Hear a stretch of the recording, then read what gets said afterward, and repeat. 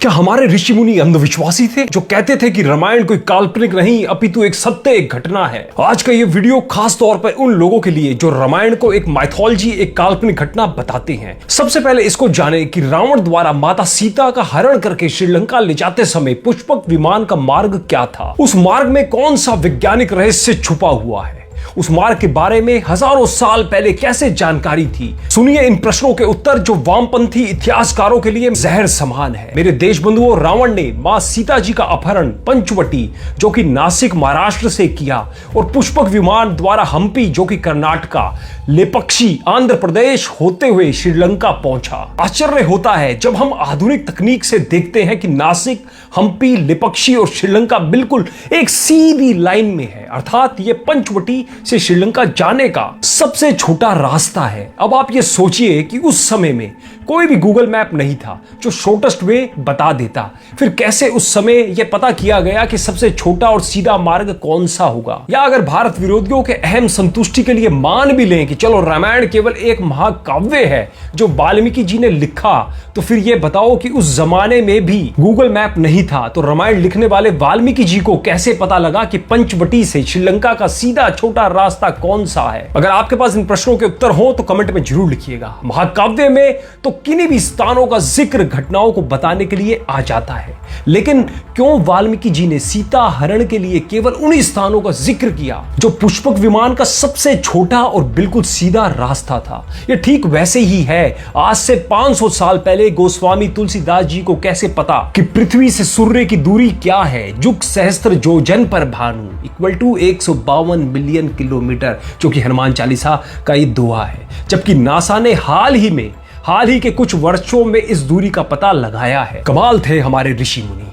अब आगे देखिए, पंचवटी वो स्थान है जहां प्रभु श्री राम, माता जानकी और भ्राता लक्ष्मण जी वनवास के समय रह रहे थे। यहीं शूर्पणखा आई और लक्ष्मण से विवाह करने के लिए उपद्रव करने लगी। विवश होकर लक्ष्मण जी ने शूर्पणखा की नाक यानी नासिका काट दी और आज स्थान को हम नासिक महाराष्ट्र के नाम से जानते हैं। आगे चलिए, पुष्पक विमान में जाते हुए सीता जी ने नीचे देखा कि एक पर्वत के शिखर पर बैठे हुए कुछ वानर ऊपर की ओर कौतूहल से देख रहे हैं। तो सीता जी ने अपने वस्त्र की कौर फाड़कर उसमें अपने कंगन बांधकर नीचे फेंक दिए ताकि राम को उन्हें ढूंढने में सहायता प्राप्त हो सके। जिस स्थान पर सीता माता जी ने उन वानरों को यह आभूषण फेंके वो स्थान था ऋषिमुख पर्वत, जो आज के हम्पी कर्नाटका में स्थित है। इसके बाद वृद्ध गिद्धराज जटायु ने रोती हुई सीता जी को देखा कि कोई राक्षस किसी स्त्री को जबरदस्ती अपने विमान में लेके जा रहा है। जटायु ने सीता जी को छुड़वाने के लिए रावण से युद्ध किया।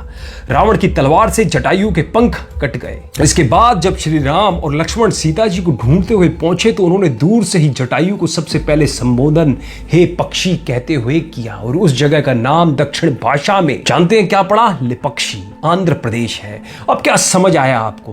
पंचवटी, हम्पी, लेपक्षी, श्रीलंका सीधा रास्ता, सबसे छोटा रास्ता हवाई रास्ता। यानी हमारे जमाने में ये 2022 में विमान होने के सबूत गूगल मैप का निकाला गया फोटो आप ये साइड में देख सकते हैं।